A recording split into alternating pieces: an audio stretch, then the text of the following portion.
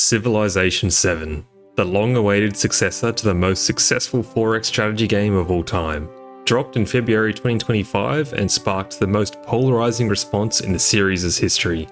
Civ 7 took the series in a drastic new direction, and as we head into 2026, we've had almost a full year of patches, DLC, and community feedback that have considerably reshaped the game in many ways. In this video, we're going to be diving into what Civ 7 is actually like to play in 2026, so let's talk about what's changed, what still needs to be fixed, and where the game stands as at 2026. It's time to ask and answer one simple question: is Civ 7 finally fun to play? Too long didn't watch? Yes. Yes it is.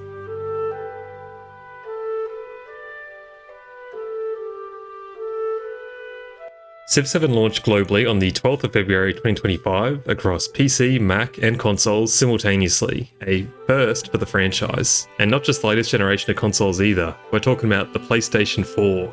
And you gotta understand, the PS4 came out in 2013, guys. This thing is ancient. You wanna know what else launched in 2013? GTA 5, The Last of Us, Assassin's Creed Black Flag. Think about how far technology has come since 2013, and how crazy it is that Firaxis got a game that looks this good in 2025 to run on this old bag of bones. Chances are the phone you're watching this on right now has more processing power than this thing, and yet Civ 7 actually runs a lot better than Civ 6 did. Inexplicably, this game is extremely well optimized, despite the impressive step up in graphical fidelity from 6 to 7. So a game in 2025 releasing without technical issues must have been pretty well received, right?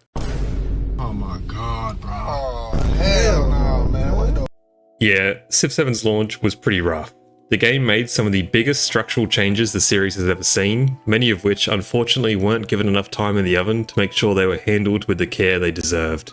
But if you hadn't been following every dev post, patch note, and balance tweak, safe to say the game is very different to the one that launched.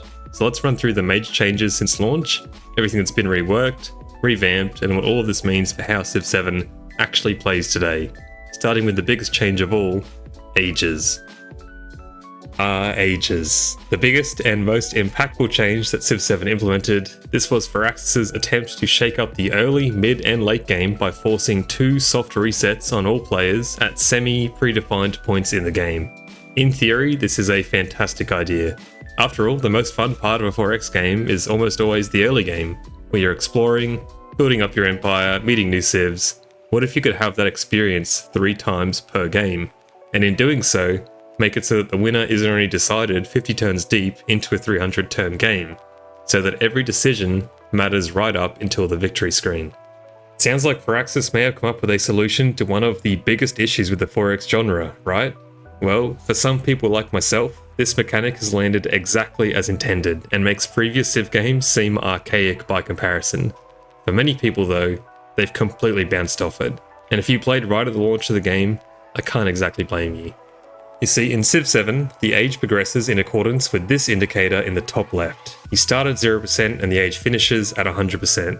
When you get to that point, everyone picks a new Civ and you move on to the next age. The problem is, as players progress through the legacy paths in each age, each milestone pushes the age forward considerably. What this means is that you could be at, say, 80% progress and thinking you've still got a fair bit of time left in the age to construct buildings, continue your war, make allies, whatnot, but then mid-turn you might get your 7th codex and slot in your 20th resource, finishing both the science and economic legacy paths, and suddenly you jump to 100% and the age just straight up ended. And this felt awful. The fix for this was simple and obvious as well. When you get to 100%, don't immediately kick everyone out to the next stage. Start a fixed 10-turn countdown to give everyone a heads up that the age is ending and wrap up all the plans they had in motion to prepare for the transition. But what did Firaxis do? They added a fixed 10-turn countdown. And what a difference this made. It's honestly insane how much a simple addition completely changed how the transitions felt. I know that sounds ridiculous, but if you played before and after this change, you'll know what I mean. This one change makes the ages feel significantly less jarring, and I'm glad it was implemented so quickly after the game launched. Playing without the countdown is honestly unhinged, and I have no idea how this didn't come up in any sort of QA testing during development. The other somewhat significant change to Ages came with the addition of the continuity mode, which essentially doled down what actually changes between ages, With continuity on, all of your units stay where they are, which seems like a pretty minor change, but actually has some pretty major implications for balance.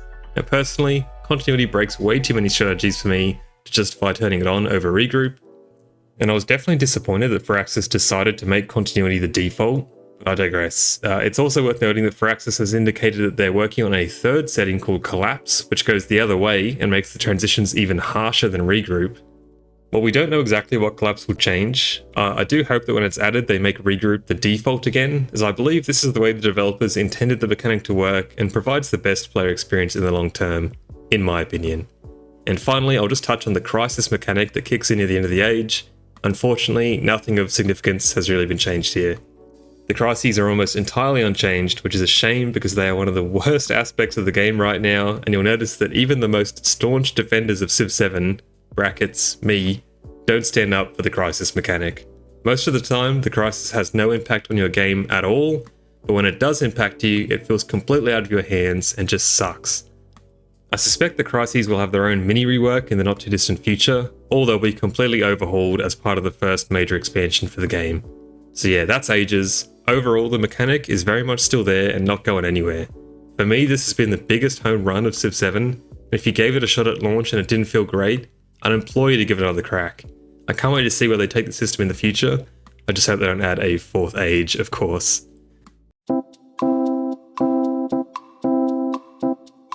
Well, it wouldn't be a Civ 7 video without talking about the UI. Safe to say this game launched with some of the most atrocious and unusable user interface the series had ever seen.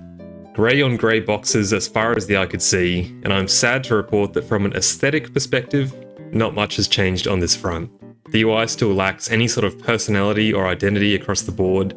Functionally, however, many elements are almost unrecognisably better compared to launch. Adjacency yields and maintenance costs are now clearly displayed when you're placing down buildings, making it clear what you'll gain and lose from each decision, and it's hard to believe that at launch we were just totally raw dogging some of this stuff. Like 1.0, you couldn't even hover over buildings to see what they did. Once you placed that bad boy down, that was the last time you could see what it was without diving into like 100 menus in the city screen. Absolutely unhinged stuff, to be honest, that was thankfully fixed very quickly after launch. It was necessary, but still a little bit shameful, when in one of the most recent patches, one of the changes they highlighted was that they were adding dot points and icons to the tooltips. Wowza. I mean, such an important change, but still a far cry from just about every other decent strategy game where hyperlinks and nested tooltips are the new gold standard. In this aspect, unfortunately, Civ 7 isn't even at the bronze standard yet. Like, there is reinventing the wheel, and then there's forgetting how to make the wheel altogether, despite this being the 7th time you've made it. Some other minor UI points to touch on are the improved loading screen, which now lists all the information for your Civ and leader, which is nice, although I can certainly think of an even better place to put this information on the Civ selection screen. Still can't view your Civ's unique civic tree until you get in-game for some reason, which is really rough, as there can be some pretty game-changing stuff in there. Just showing the player the Civ's ability and unique units and buildings is really insufficient, and the only reason I can think of as to why this hasn't been fixed yet after almost an entire year is because they're going to completely overhaul this game setup screen at some point. Though if it isn't coming in the next few months, I would really urge Firaxis to apply a band-aid fix and just put that information on this screen somewhere, even if it looks a little rough. Oh, and the pause menu looks a lot better now too, so there's that. Tangential to UI in the graphics department, needless to say that the general reaction to the world of Civ 7 and the art style has been generally fantastic across the board. The game looks stunning, and you can zoom all the way in at any point while you're playing, and you've basically got yourself a new screensaver. I even made a short video on all of the insane details that this game packed into the unit animations, which breathes so much life into the game while you're playing. And some of this stuff is absolutely ridiculous. It feels like every unit has got like a full minute of animation cycles you can watch play out for each action, depending on whether they're idling, building fortifications, healing back to full health, and so on. It's a ludicrous level of detail, to be honest, and it really makes your army feel alive. Now, all of this is amazing when it comes to the little micro details in the game, but then it comes to the big stuff, the stuff that's really important in a game like Civ, the biggest unit of them all, the leaders, and somehow it's like they completely ran out of time here. You can sit and watch a random Mayan army commander go about its entire day's chores for like an hour, and yet the leader that you pick in the game setup, the one you're going to be staring at in every deal, Every trade negotiation has got like one animation that they use in every situation, and only a couple voice lines that you don't even get to hear if you're playing them. They just grunt at each other and make these vague gestures regardless of what is going down in-game. And this is without mentioning the fact that the leader doesn't talk to you, the player. They stare at each other and you just kind of watch. Now, I've seen some people online say that they like this as it means you actually get to see the leader that you picked. And it was weird that you only get to see everyone but yourself in previous games. But I'm sorry, this just ain't it for me. Maybe if they had really gone all out on the leader animations and voice lines, they could have pulled it off.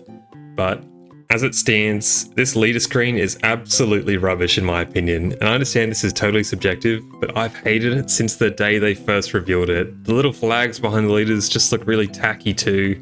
It just makes me miss Civ 5's leader screens more and more every time I see it. I know this seems like a small thing to bring back, but if it was up to me, adding back proper leader screens would unironically be one of the features I'd love to see in the first expansion. The immersion aspect of Genghis Khan riding up to greet you in the green fields of Mongolia, or Montezuma declaring war on you in front of this roaring fire, cannot be understated in my opinion. I mean, just take a look at this guy and tell me what you think his intentions are without him saying a word.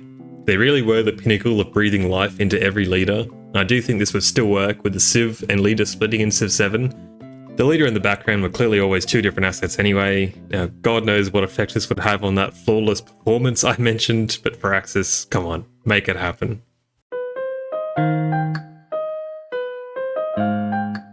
As you'd expect, the gameplay has been tweaked consistently since launch, starting with the good stuff.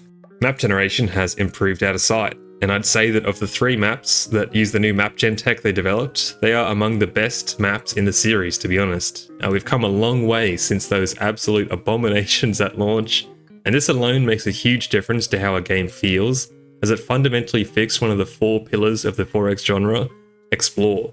At launch, exploration wasn't very rewarding because the maps were so predictable. Now, not so much. The biomes have been fixed as well, so they're no longer laid out like a lasagna across the entire map, and they're also influenced by stuff like mountains and rainfall. Really good stuff overall. We also got a ton of new resources across the board, both on land and sea. And speaking of the sea, the latest update, Tides of Power, added atolls to the deep ocean, which essentially act as rough terrain on the water, which I believe is a first for the Civ series, and has made naval combat and traversal just that little bit more interesting. Tides of Power also introduced the pirate mechanic, allowing you to build special naval units that can attack other boats, plunder trade routes, and steal treasure convoys without being at war with the other players. Super flavorful stuff overall, and backed up by the introduction of Blackbeard and the Republic of Pirates to fully showcase these new capabilities, and with them they brought some extremely unique playstyles. In terms of city building changes, probably the most notable update was to the base yields of buildings, which were generally increased across the board, particularly for tier 2 buildings. What this means is that it's almost always worth it to continue building stuff right up until the end of the age, as the base yield is what carries over. This, as well as the countdown timer, massively helps to alleviate the issue that it felt like building stuff was pointless, as it was all going to decay and be reset at the next stage anyway. There were also changes to the scaling production cost of buildings, which made it so that the more buildings you have in a settlement, the more production each subsequent building costs. This meant that you now have to be a lot more particular about what you build in each city, and pushes you more towards specializing your cities towards certain yields, rather than before where you could essentially just build everything, everywhere, every time. I should note that the production cost also scales with the number of cities in your empire, which tipped the scales of tall versus wide gameplay ever so slightly back towards tall, though overall both playstyles are absolutely still viable. Far more so than Civ 5, where going 4 cities every game was almost always the right decision, or Civ 6, where you always wanted to found as many cities as possible. Civ 7 has absolutely nailed the balance and doesn't railroad you into the same settling strategy every game like previous entries. And there's a slight footnote here that I don't exactly have concrete evidence for, but I feel like when it comes to warfare, the AI is probably the best the series has ever seen, at least of the more recent games. I find myself being genuinely surprised at some of the moves they're making these days. Somewhat recently I was playing on a map with a ton of water, and to counter the naval invasion that was building up at their borders, the AI pre-built a ton of siege units to counter my boats. Really good stuff overall. On the downside, most notably stuff like religion, crises, and legacy paths still haven't been changed much at all since launch, except for a few balance tweaks here and there. Legacy paths at least have been flagged as an item that they're actively working on. I assume we'll probably be getting some sort of branching path system where you can pick a few different goals per age, instead of just the one, which sounds like a great move in the right direction. But let's bring it back to the question I posed at the start of the video. Is Civ 7 finally fun to play? Well, yes, absolutely. Whether or not purchasing the game will be good value is totally up to you and your own circumstances, of course. But I think if the game had released as it is today, the reception would have been a lot warmer. Civ 7 is very different to its predecessors. A year ago, it felt like a bold idea that shipped way too soon. But if you can look past all the rough edges that still persist in the game right now, I firmly believe that Firaxis has laid the foundation for what will eventually be the grandest and deepest Civ game to date. Even as is, 7 already has so many interesting strategies and paths you can go down in any given game. Each of the Civs, leaders and ages all play so drastically different from one another. The replayability is just off the charts. I've already gotten over 600 hours of entertainment from this game. I'm looking forward to getting hundreds, if not thousands more. And if that doesn't make it a great Civ game, I don't know what does. On a final note, if you're watching this before the 5th of January and you haven't done so already, the Tides of Power DLC is currently free to claim for anyone who owns Civ 7. After this date, I suspect it'll end up costing probably around $30. So if you already own the game, do yourself a favour and just pick it up, because there are some fantastic Civs and leaders in here, notably Blackbeard and the Pirate Republic, which are incredibly unique, as well as Tonga, who is probably my favourite Civ in the game right now. There's a lot of stuff I've probably missed overall, so by all means, let me know down below in the comments if there's a big addition that I didn't touch on here. Otherwise, don't forget to like and subscribe if you want to see more Civ 7 content like this. And finally, a shout out to Chris J, Int Paladin, Awesome DayZ and Chase Bandy, the members of the channel. Thank you all for your support. It's very generous and completely unnecessary as always. Thanks to my location, I was able to bring this video to you before anyone else. Extremely rare Australian time zone W. But that's all I've got for you today. I'll see you next time. Thanks for watching.